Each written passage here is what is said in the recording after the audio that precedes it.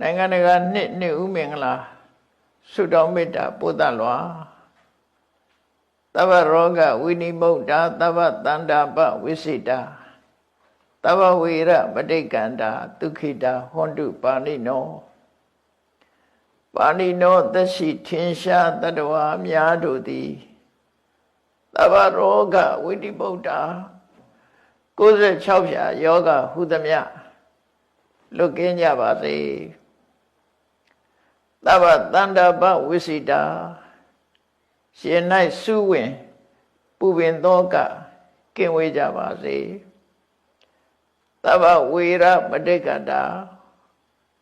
ဘေးဆူဆူရန်ဟုသမျှလွတ်ကင်းကျော်လွှားနိုင်ကြပါစေဒုက္ခိတာဟွန်တုကိုယ်စိတ်လမ်းဖြာဝမ်းပန်းသာ၍ချမ်းသာဒုက္ခရရှိကြပါစေကုန်သတည်း